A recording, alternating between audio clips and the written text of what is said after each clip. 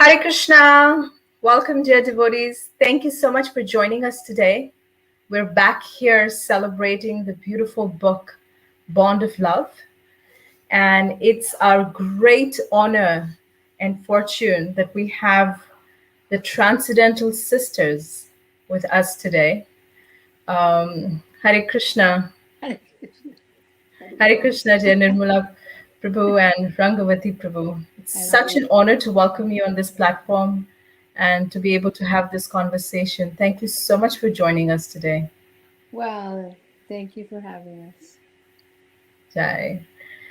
So, like I was mentioning to our audience, we're here celebrating this beautiful book, The Bond of Love. Mm-hmm. And all of you have contributed to this beautiful book. Mm-hmm. Mm-hmm. Whenever, I'm reading memories or going through these pages of this beautiful book, it just brings Srila Prabhupada alive Mm.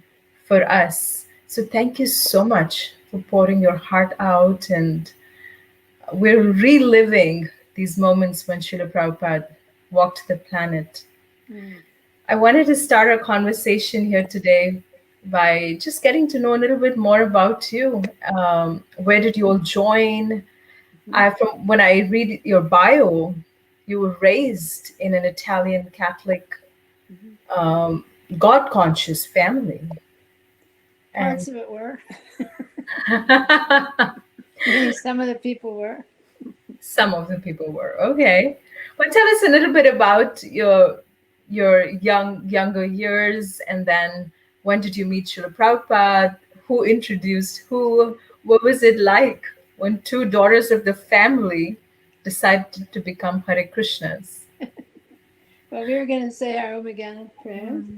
Om Om Again Jnanatirandasya Timirandasya Jananjana Jananjana Shalakaya Chakshurunmilitam Chakshurunmilitam Yena Yena Tasmai Tasmai Shri Shri Gurave Namaha Vanchakalpatarubhishcha Kripa Sindhu Kripasindhubhyevacha Devacha Patitanam Patitanam Pavanebhyo Vaishnavebhyo Vaishnavebhyo Namo Namaha.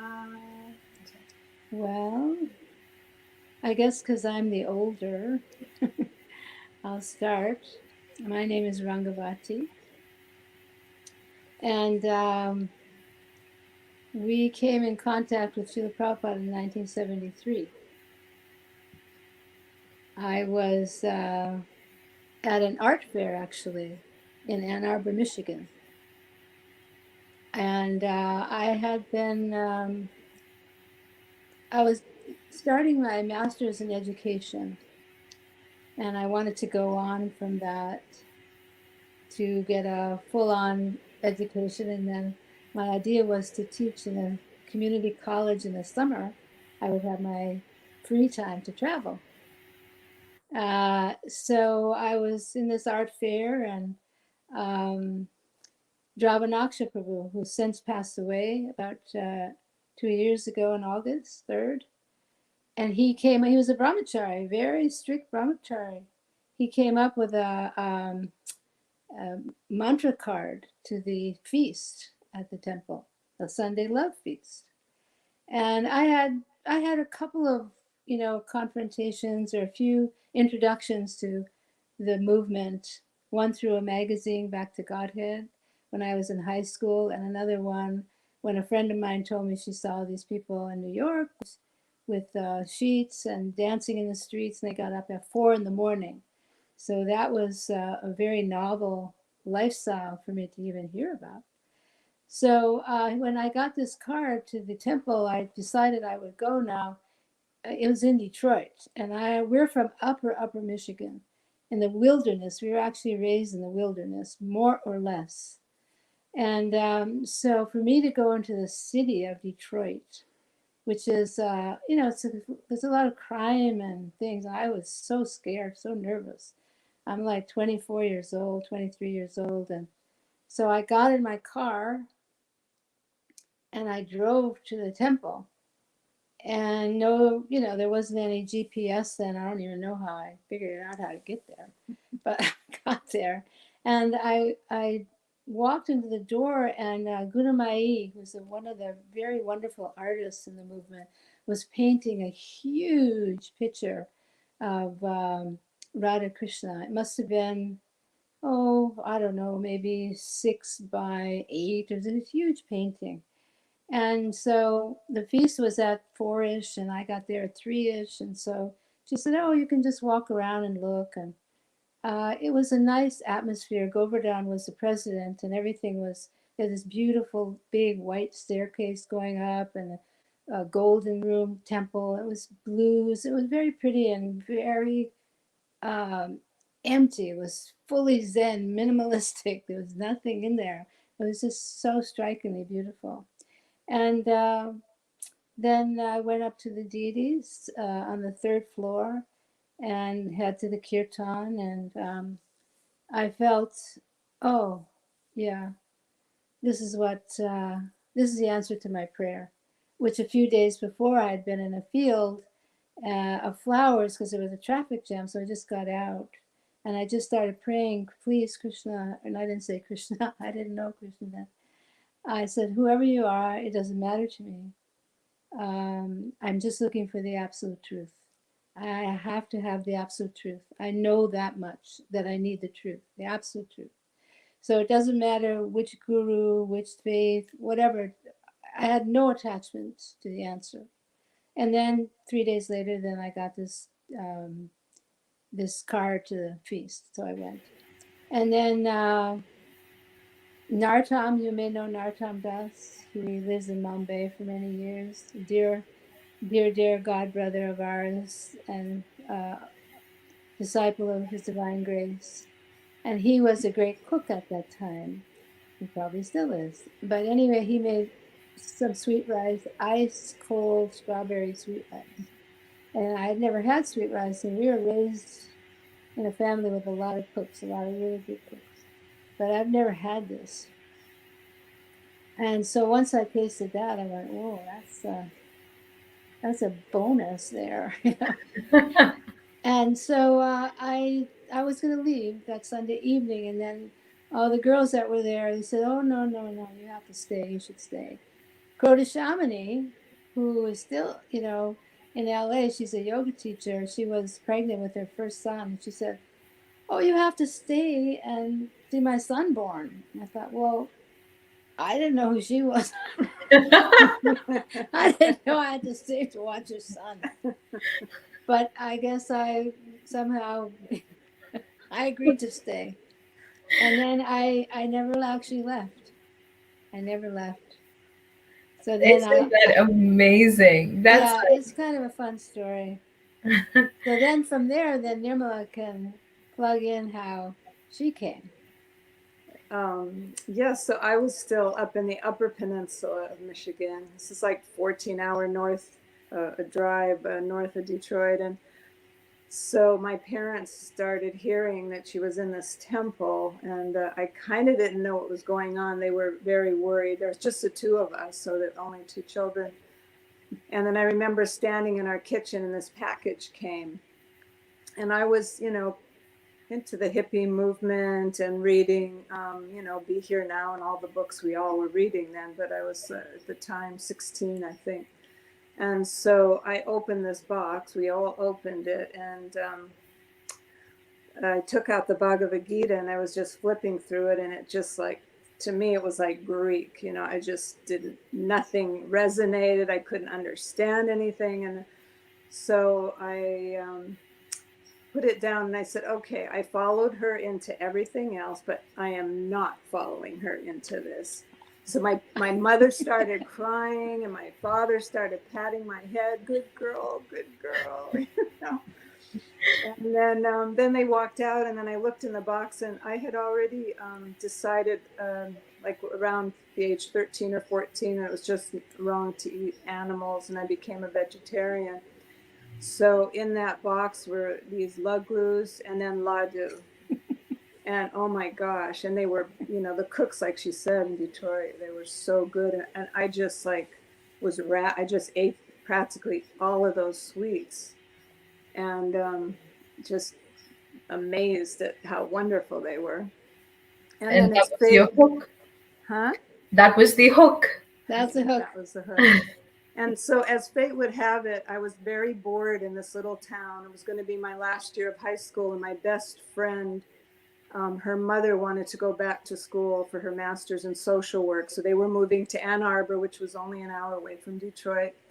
And I begged my parents to let me go with them. And there was this it was called a free school, an alternative school. You know, you picked your own grades and you had whatever you wanted to do. It was just really far out. So that's where I went. And then a few months later, I realized, like, oh my gosh, you know, halfway through high school, halfway through my senior year, like, it just kind of hit me, like, what am I going to do with my life? I mean, it hit me very deeply. And then I thought, I'm just not academically inclined, and no one was guiding me. And I didn't want to work a 9-to-5 job. And where's that going to get me? And then if I didn't do either of those things, I would be vulnerable to men or marriage or whatever. And so I just got down basically on my hands and knees, and I just prayed. You know, I hadn't prayed in some years prior to this. And I just said, dear God, whoever you are, wherever you are, please help me. Please send me a sign. And I can still remember it. And then a day or two later, I get this letter from my sister saying, you know, now we're only an hour apart. Why don't you come and visit me? And we'll just spend the day together. And so like her, I had this tiny little car, this red Valiant, and I was scared also to drive into the city, but I did it, and I got there. And you know, as soon as I walked into that temple, it was like, I'm home. It was just so clean and so pure. And then she started speaking to me, and I put up these walls sort of, and she said, well, you know, what are you going to do with your life? And I said, like, I don't know. I'm going to go to Colorado and ski. And, well, how are you going to support yourself? And I said, well, maybe I'll get a waitressing job. And she said, well, how can you do that? And I said, well, that's what we grew up in. And she said, well, you're a vegetarian. I said, well, I'm not eating it. I would serve it. And then she explained how, you know, you're implicated and you believe in that, but then you're still participating. And so in that time frame, it's just like I was practically convinced. And I came back the next weekend. And then I thought we were going to do the same talk and and eat. and then she said, no, we're not going to talk and eat today. We're going to go out on Sankirtan. I said, well, okay, what's that? And we go out and preach, and we give out these magazines, and then you talk to people. I said, well, I don't know anything. And I said, all I know is you call God Krishna. He's blue and he plays a flute. She's like, great, you know, that's perfect. You know so much. Just tell them that. And they dropped me off at a corner alone with a case of Back to God heads. And I don't know what happened, but I just started passing them out, getting in front of people and saying, this is about God. He's blue. His name is Krishna, and he plays a flute. And by the time they pick me up, the magazines are gone at a pile of money. Oh my sealed goodness. my fate for the next many years. That is amazing. She kept on doing it. Yeah, the most striking aspect of both of your stories is that sincere prayer Yeah. that you both had. And, you know, Krishna says that if I reveal myself to sincere seekers, and it's just amazing. Thank you. That's The hitch to that prayer I've come to learn through the years, because I've had many other prayers that were just ignored totally. But this particular prayer was without attachment. She seriously didn't have any attachments to what this was, where it was, who it was. There was zero. So that's one thing to consider when you're praying. Thank you for highlighting that aspect. So beautiful. Yeah. You know, it's just amazing. And so you introduced Rangavati Prabhu, you introduced Nirmala Prabhu to Krishna consciousness. And I'm just curious to hear what happened to the parents. How did they handle their two daughters now becoming Hare Krishnas? Yeah, it was really a lifetime sorrow for them Mm. because we had a family business, and my father was hoping we'd do that. Of course, that family restaurant was a hotel restaurant business, so that was going to be totally out of the question for us, especially back in the 70s. The only person I ever saw that was a vegetarian was a man from India who worked at the front desk, Bisham. And I used to stare at his plate. What are you just eating? Peas and mashed potatoes and beans? Like, how do you do that? So, there was no question that anything like that. So that was one thing. And the other thing was just absolutely had no idea what this was. I mean, in later years, he said, in a way, I wish you'd just gotten into drugs. At least I could have found somebody to help me get you out. But when Krishna sets his world in your life, uh, it's very hard to do anything when you have absolutely no information. And especially whoever had information, like, if you went to the temple, which he used to go to the temple regularly, he would go to airports and see people distributing books. And he said, I can't believe it. He said, people were spitting on you distributing books in the airport, not me personally, but he saw. He'd be flying somewhere and he'd look a distributor and he'd stand there and watch how much rejection the book distributors had to take. So he was like pretty bewildered. So from that though, he said, I will say it's like, I don't, the determination of these people is like extraordinary. It just never quits. So he had a mixed feeling about it. And then there was deprogrammers at that time. They would go and actually kidnap the devotees and take them to an apartment and force them to eat meat and just, over and over try to deprogram what we had been learning. And my mother wanted him to do that. She wanted him to get us out like that. And then he thought about it and thought about it. He said, no. He said, that won't work. He said, we have to bring them back through love. Hmm. And so at the end of his life, he did get us back because he had a stroke. And for 7 years, Nirmala and her good husband, Devarshi, took care of them mostly. And I and my husband took care of him. And he was a vegetarian for all those years. And he went to the temple many times in a wheelchair. Wow. So, yeah, it was really sad for our whole family, our aunts, uncles, and cousins, They just, it was like we died. It was kind of like we died because, in those days, it was harsh on the parents. It was very harsh. In fact, I heard Prabhupada say that, he has had to suffer because the parents have cursed him for Hmm. taking their children. So it was like that. But sometimes we would go home and visit. You might want to say a little that the darshan they had with Prabhupada, that small Oh, darshan. yeah, you too. No, I wasn't there. I know, but you know the story. Anyway, okay, so Tell us a little bit about that story. yeah. So Shamasaki, she's in Chicago right now, right? So this Yeah. is in Chicago at Evanston, Illinois, and so I'd been in the temple. So they said, "Come on, we're going to go down to the Rath Yatra." And so I invited my parents to come. So they drove down about 8-9 hours, and they came to the Evanston Temple, and we went on the Rath Yatra parade. They walked behind the parade as I was passing out cookies and books and everything, and they were like, "Oh, yeah, yeah." And so, yeah. And so then we went back to the temple afterward, and there was a darshan, and it was quite a large room, and it was packed with, devotees, and Prabhupada was giving us darshan.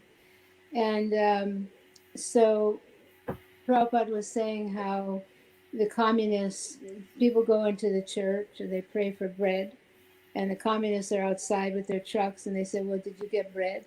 "No, we didn't get any bread." "Oh, well, here we have bread. Here's bread." give us thy daily bread is a Christian prayer. You may or Mm-hmm. may not be familiar, but this is the Yes. daily prayer. Give us our daily bread. And so my father raised his hand and said, "Well, we're not just asking for bread. It's not just about asking for bread. It's about asking for so many things from God."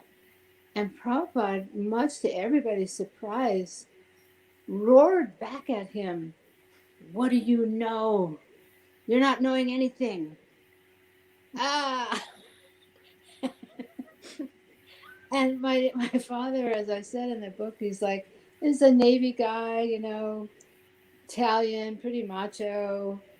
And for a Prabhupada to come at him like that with just like he was, nothing. I think he was just so shocked and taken back that luckily he just he just stood down. He didn't try to argue with him or fight with him or continue the argument because it would have been really sad for him to have to go through that. Wow. So yeah, um, Prabhupada was very strong in some cases like that. And I was just like, a couple weeks in the movement. My parents were just trying to figure out what was going on. And then I kind of bowed down as we were leaving, and my mother was tapping me on the shoulder, "Don't bow down, don't bow down, don't bow down." And I said, "No, I have to bow down." So, yeah, it was hard on them. It was hard. Wow. So take us along this journey. Now you were in Detroit Temple and Nirmala Prabhu was at Ann Arbor, and then you both met there. Did y'all get to practice Krishna consciousness in the same temples? Or did, with services move y'all apart? Tell us a Um, little bit about that journey. well, she was in the temple, and then I I did move in, and right away though I was going out on Sankirtan, and her services were more in cooking and I think deity seva. Mm. And then there was this woman there, my god sister Madhyama, and she's passed away now as well. But we had this little closet, and she always called me in the closet, and she started showing me this pamphlet in New Vrindavan, this farm, and we grew up in a rural area, and I personally, had horses and liked to be outside, and didn't really resonate with the city so much. So when she started showing me these pictures, I became quite captivated. So I was there maybe 3 months in Detroit together. And then we went to visit for Lord Narasimha Dev's appearance day in May. Excuse me. And then decided I wanted to move there. And the temple president Govardhan, he was not happy because I was going out with the brahmacharis every day and doing Sankirtan. And my sister would say, "You're going to have to put your sari up to your knees. It's all muddy and it's this and it's that." But I guess it was like a calling almost.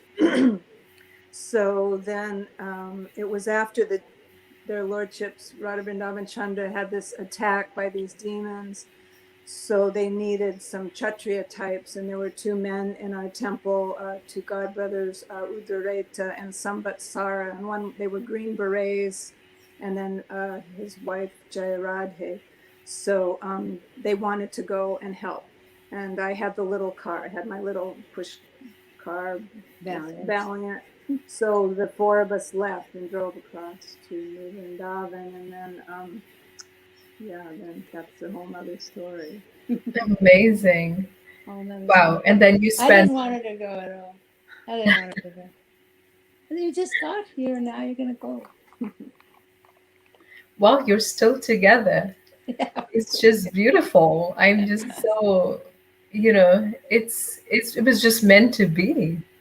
I This think always so. seems like that. I It's so think so. And beautiful. she has one daughter, Bonnie, and Yes, I have one daughter, Nadia, yes. and And they they're both are 7 years now, apart. ah, wow. Tell us a little bit about when you first met Srila Prabhupada. What was that like? So when you came to the temple, you did not see Prabhupada there. Prabhupada was visit. When Right, did you right. It wasn't visit? until I went to Evanston. When we went to Evanston, I saw him for the first time. And it was like, well, I don't know, this is pretty Christian sounding, but it was like seeing an angel, seeing someone from another planet, someone from another depth of reality, a spiritual being that stepped foot on the earth for the benefit of the entire humanity. He had such a presence, such a transcendental presence. It's the only word because it's like nothing from this world. And his beauty and his countenance were, um, they just penetrated my being.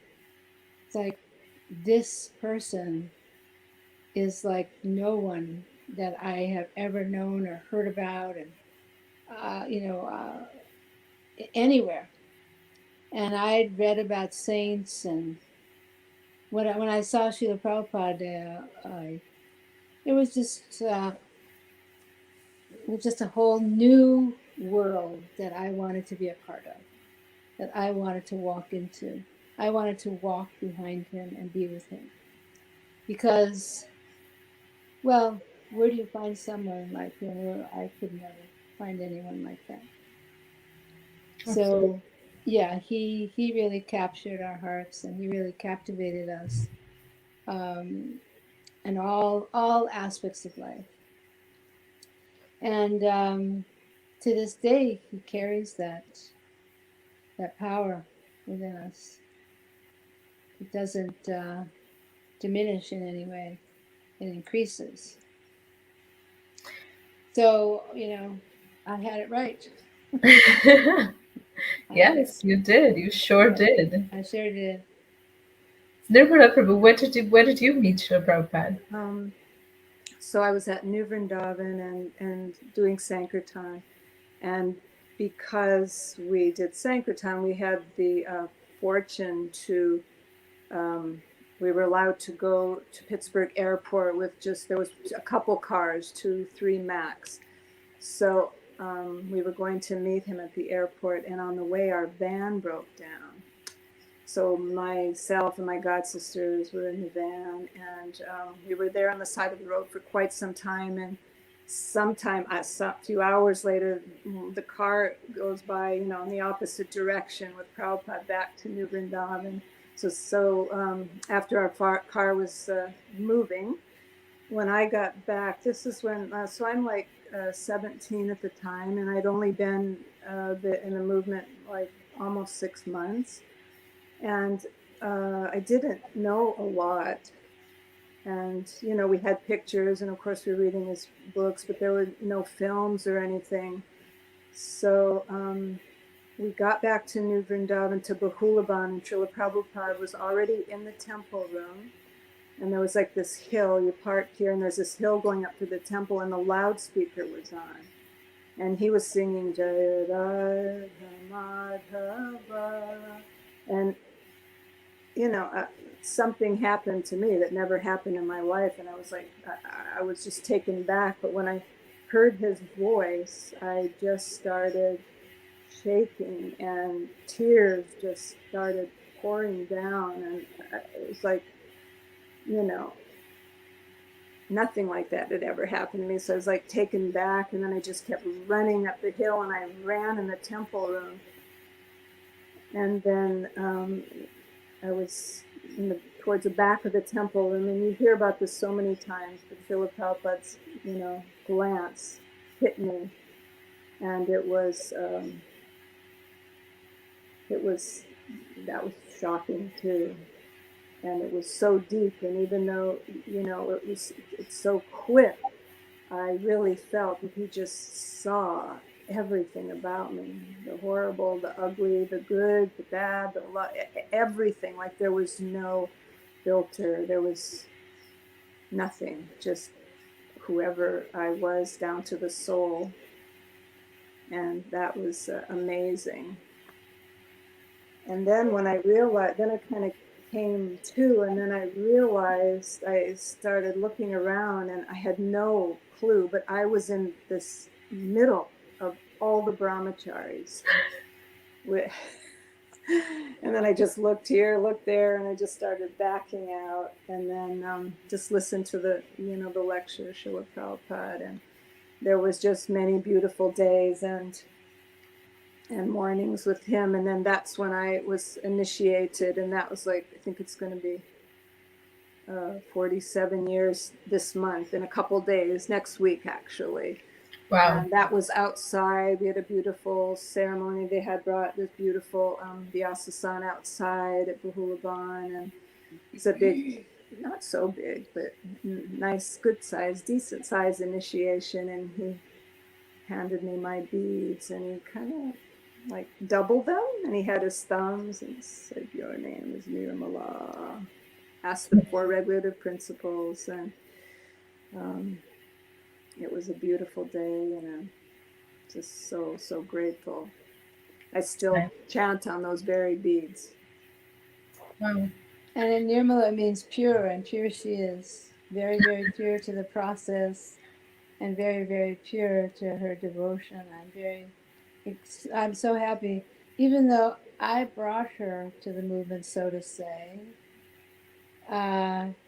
She's the real devotee here. She's the real Well, deal. I can see She's devotees the all real around Nirmala. here. And you're one. I'm the goofy It's one.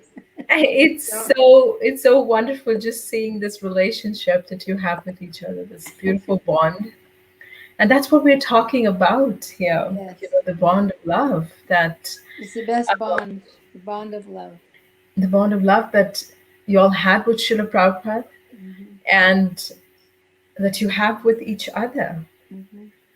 and that you had with your other god sisters. I mean, you've mentioned so many names of so many other Vaishnavis that Yes. and Vaishnavas that were there. Yeah. They're And actually, they're like they're the mercy. They're the mercy of Krishna and Prabhupada. They're the mercy. yes. They continuously surprise and delight us by their devotion, their sincerity, determination, purity. They have all good qualities, so many good qualities. Over the years, they just become shinier and shinier like diamonds, Mm-hmm. just like diamonds. Mm-hmm. And you girls following in everybody's direction, the same direction, going in the bond of love, going toward bhakti. It just fills up my heart, overflowing, that this is going on, that you've taken up the torch, that you really feel the need to be a part of this tremendous phenomenon that Prabhupada opened the doors to. Absolutely, thanking you so much from our heart. Well, it's because of such shining examples that we have, that devotees are able to. You were teenage girls, and the determination of teenage, everyone knows about that. Mm. But, like Nirmala Prabhu was just mentioning, 47 years, 50 years, almost 50 years of dedicated service to the movement, Srila Prabhupada. It takes a lot of determination. What is it about Srila Prabhupada that you said, this is it. I am going to surrender and dedicate my life? Or was it the association of the other devotees that, you kind of just flew with the flow? What was it that helped you make that conviction that this is it for me? I found what I was looking for. She's talking to you. Both of you, whoever. Well, it started, right with the prayer. So, that's where God led me. And she was just speaking about the devotees. And I remember, I don't know if you remember this, but just my first few days in the Detroit temple, I remember her saying, even if none of this was true, she said, I've never come in contact with these kinds of people, this wonderful people, and that continues. I mean, there's so much help along the way. You make your, my conviction is there, and then you go through your ebb and flows, but it's really the devotees. And then Prabhupada always saying, just give me this one life. Just give this one life to Krishna. Give this one life. And for me, I never thought anything else. Even no matter, even that life is feeble. Even you have a lowly, miserable, feeble life, you just give that one life. It matters. Wow, It that is matters. amazing. Yes, Srila Prabhupada always mentions just give this Yeah, one life to just one Krishna. life. Just one life. And so that's what we've tried to do. Thank you. Nothing Such else to do anyway. There's really nothing else Yeah, to do that's the that truth. matters. That's because you molded your life in such a way that only thing that matters to you is Krishna consciousness and association of devotees. So thank you for being such wonderful examples of dedication, surrender. She's an example. I'm not an example. She's a good example. This is my Guruji, so. And I want to ask you any recollection of any other memories of Srila Prabhupada that you have, any service that you rendered personally, or any other memory that you have that you'd like to share with us today? Well, I was in Vrindavan when Prabhupada spent a good deal of time there. Maybe it was 75-ish. And we were there for the opening of the Krishna Balaram Mandir and all the goings on, which I'm sure you've heard the story. The stories were, one little miracle after the other, one little catastrophe after the other, and repeat that. So I was there living up in the guest house, and my service at that time was I was accompanying Antarjana, whose daughter Manisha and her younger daughter Krishna were there because Manisha had contacted a Hodgkin's disease, cancer. So Hmm. they came from LA. She was like 13 or 14 years old, this little girl. And so they were looking for someone to help to do all those things that you need to do to take care of an ill person like that. So somehow I was recommended and I accepted that service. So we lived upstairs in the guest house, and then um, every night Prabhupada would be under the Kamal tree in the courtyard. And so we would sit and listen to him speak, or he'd have someone speak. And I would come in the side door, the Gornitai side, not right up by but that middle door. And I would walk in oftentimes about 15, 20 minutes late because I was doing that service with Manisha. So I would walk in and Prabhupada would sit and watch me every night walk through that door. And he'd follow me as I'd go up and pay obeisances to all the deities. And meanwhile, I'm just feeling so, um, I was just so nervous watching me all the time. And so I'd come around and then sit and we'd just go like that. And, several nights. And then one night I came in with the Bengali sari white with a nice orange border like that. And he just had a big smile on his face, like, oh yeah, this looks nice. This is what I like. This is very nice. And I walk and he'd sit down. He was very happy about that. And That is then, so sweet. yeah, very sweet, as Prabhupada was.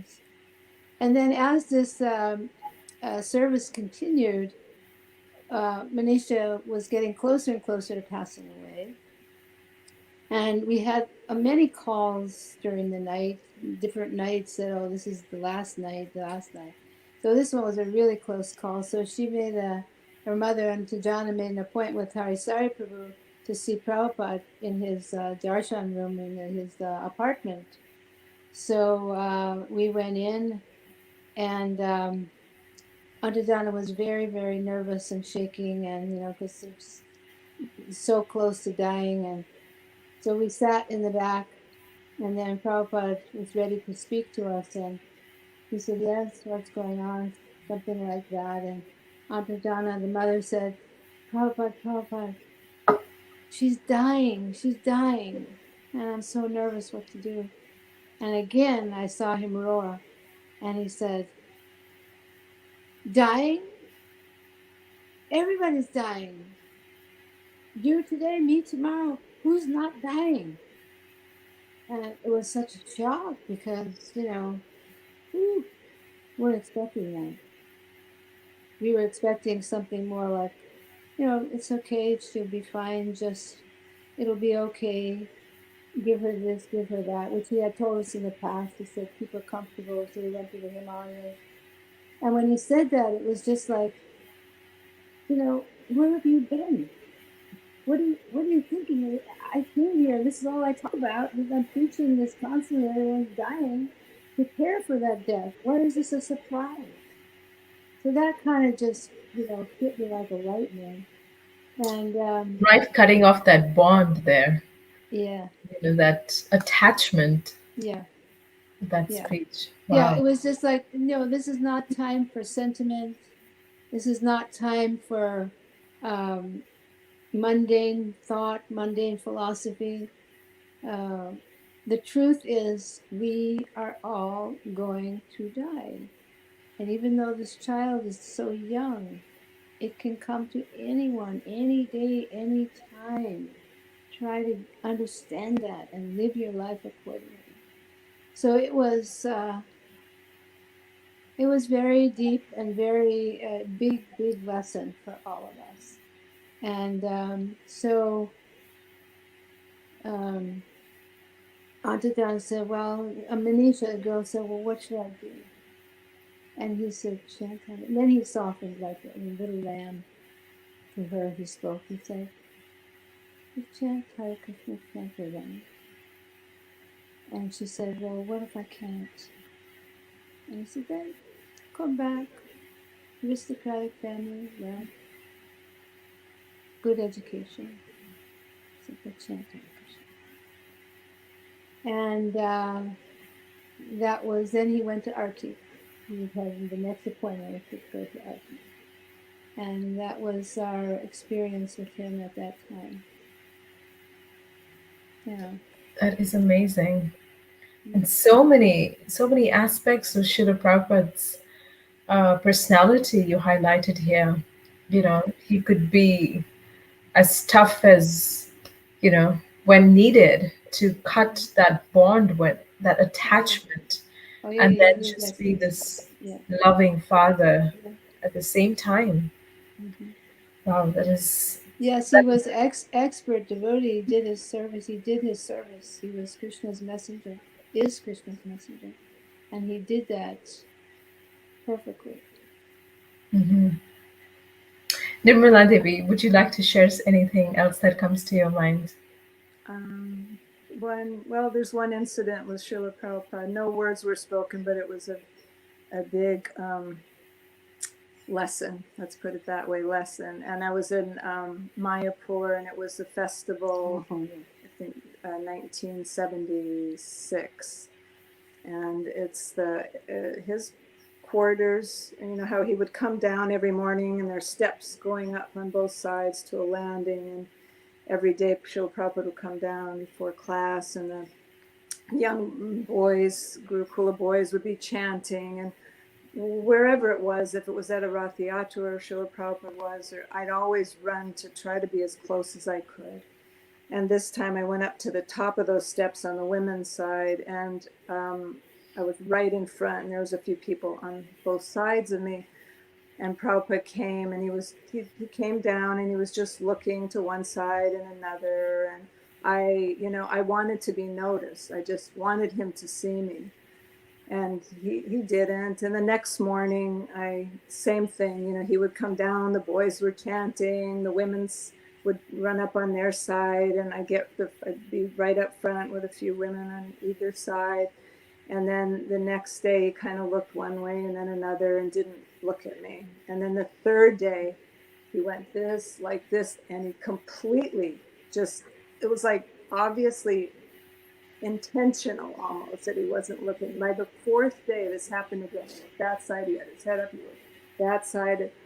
And after 4 or 5 days of this, I just felt like, just like such a wretch. And oh my, I was devastated really, because it was just so obvious that, he was ignoring me almost. And then I felt depressed, and I didn't really talk about it. And then during the day, I had this just realization, like, it really doesn't matter.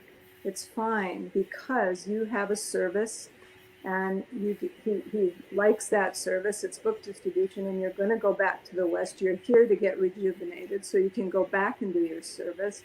And so it's okay. And I was peaceful.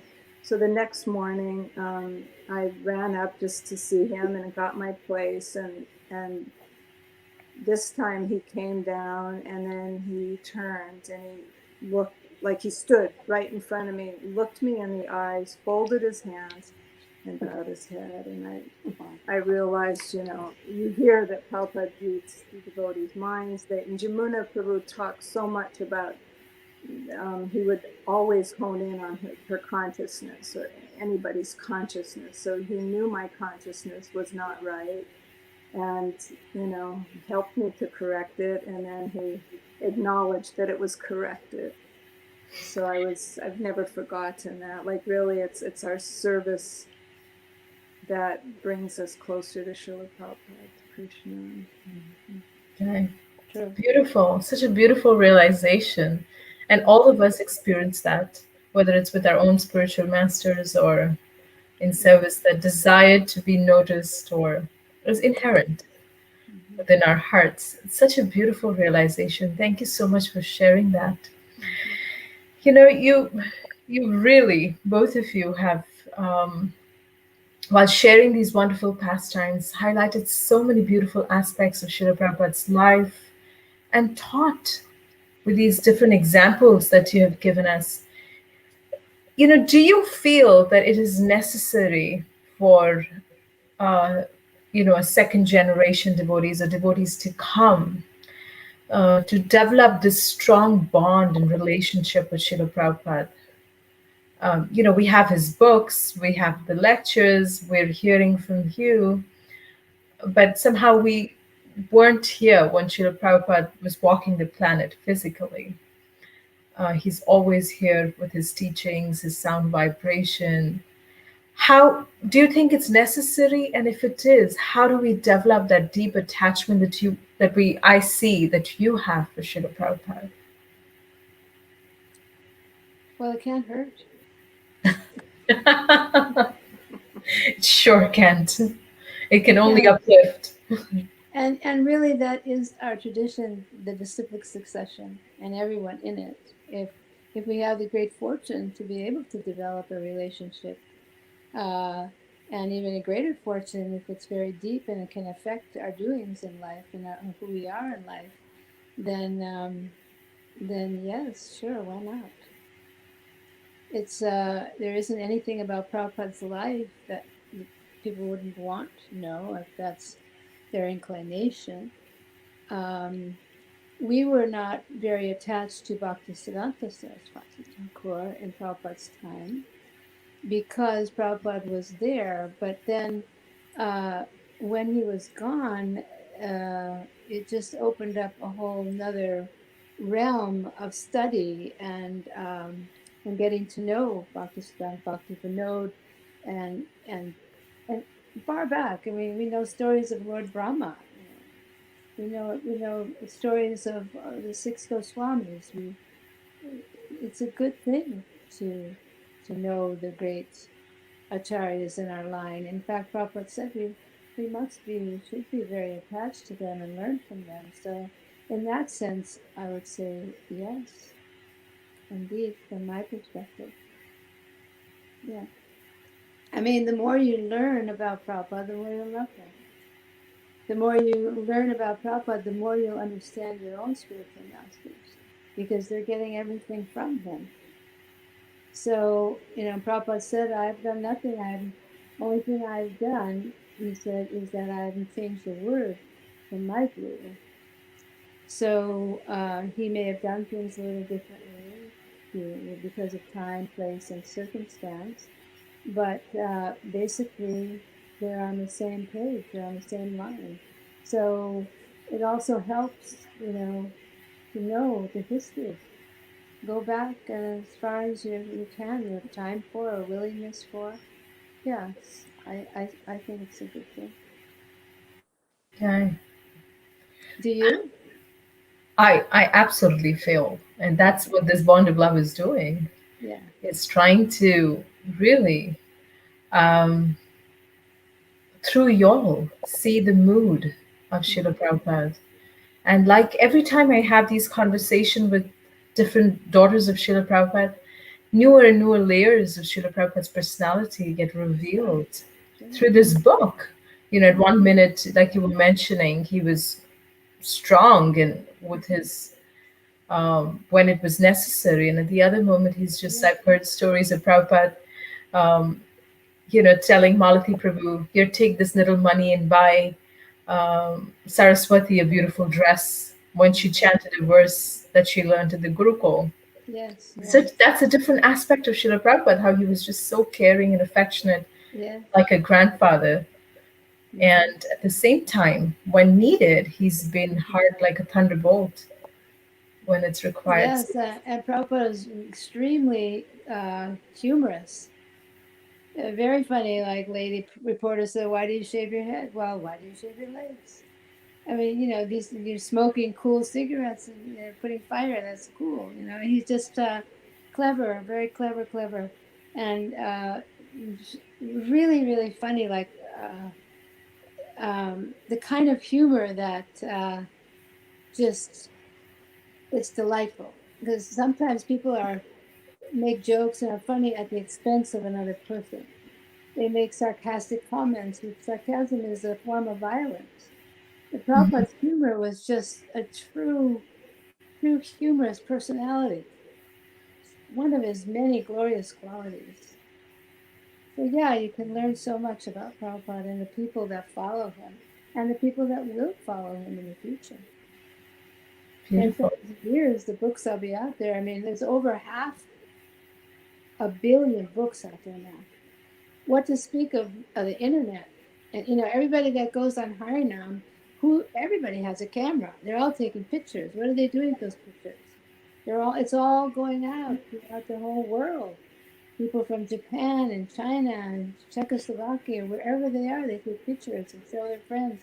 Oh, here we were in New York and we saw these Hare Krishnas. And, oh yeah, I have a book. And yeah,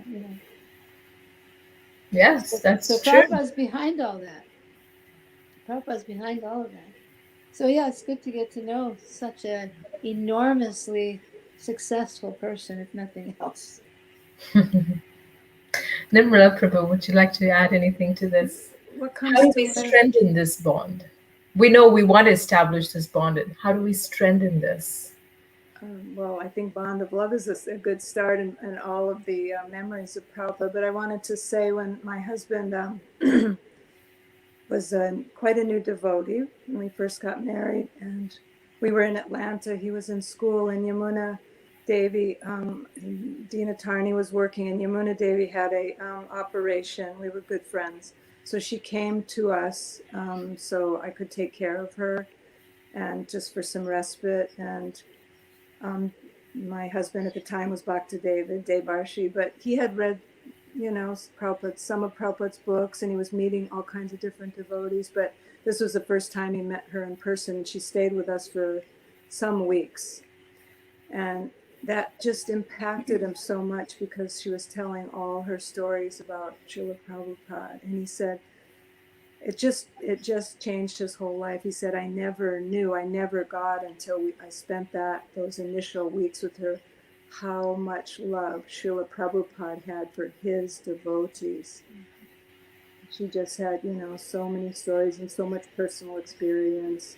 And that impacted him very deeply and he's, always been.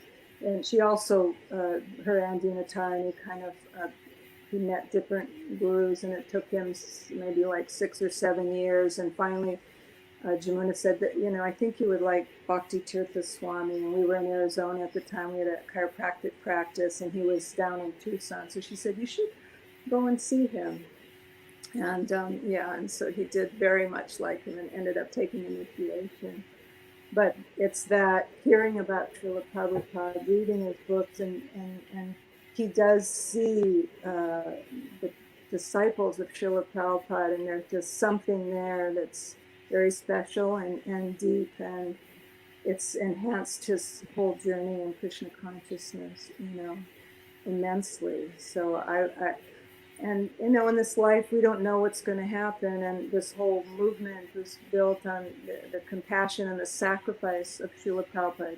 We had those videos or interviews with the GBCSBT, our founder Acharya, Mhm. Guru, and I think it's essential, really, if we want to dedicate our lives, and then our children's children, so that it can go on. That there's not just some statue in a temple room of Srila Prabhupada and a name, but they know about him, they connect to them, and I see this happening. I have great admiration and respect for the second generation devotees and all the new devotees that have come, because they're more surrendered than I am. They're so dedicated, like people like you, and it's amazing. It's going on and on and on, and that's by Prabhupada's desire, and his disciples taking on other disciples. But it's coming from Srila Prabhupada, and I just think it's essential that's always kept alive. Thank you so much for being this, fountain of mercy and keeping it flowing that's coming from Srila Prabhupada. It's um, it's really beautiful that you have lived a life of dedication for setting such a wonderful example for many generations to come. And that was the idea of doing these interviews, where we get to hear from all of you, and these are documented. So future, when devotees read the Bond of Love, they hear a little bit more about the lives of devotees. It puts everything very personal.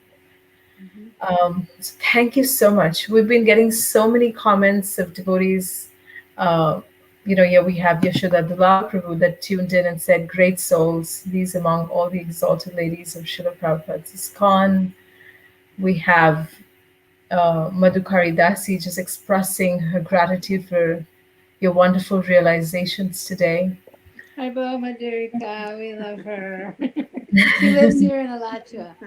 Oh, does She's she? a lovely, lovely woman from South Africa. They just moved here recently. Well, it's been 4 years, I think. And she has an article in the new Back to Godhead about Oh. raising children and working Yeah. with teenagers. She has 2 sons. Very, very accomplished husband, Mukunda. Wonderful. Yeah. Thank you. And so many other, just inspired by our conversation today. Mm-hmm. We have here Anita, Yogamaya, love these sweet ladies, and they're really, really appreciating all your sharing today. Mm-hmm. So I want to just express my immense gratitude for your You time do the same. today, Thank you. Thank It's you, nice. Govinda Prabhu. and for this conversation, and gratitude to the entire team of the Vaishnavi ministry. Yes. Saki, Sweet. we have Tiffany, Wonderful. we have Carly, we have so many devotees that are working behind the scenes. Oh, how many are in your team? Well, there's quite a few, but to name a few primarily, we have Oh. Carly. She makes the graphics, handles the Oh. pages, Oh. social media. We have Shamasaki that's doing the tech and Oh. scheduling. We have Tiffany, Victoria, Tiffany's handling great. another aspect. So a lot of Oh. these young Vaishnavis are uh, getting inspired by the wonderful life of dedication, devotion that you all have lived. Well, we're inspired by them, I'll tell you Yes, that. totally. That's such a great service. Yeah. You can reach so many people and you don't have to move. You can just, you don't have to get a book bag and go. You just sit there and do it. Smart. It's great. Thank you so much again for joining Thank us. Hare you. Krishna, Hare Hari Hari Bol. Bol. Hare Hare Krishna. Srila Krishna. Prabhupada ki jai. Jai Prabhupada.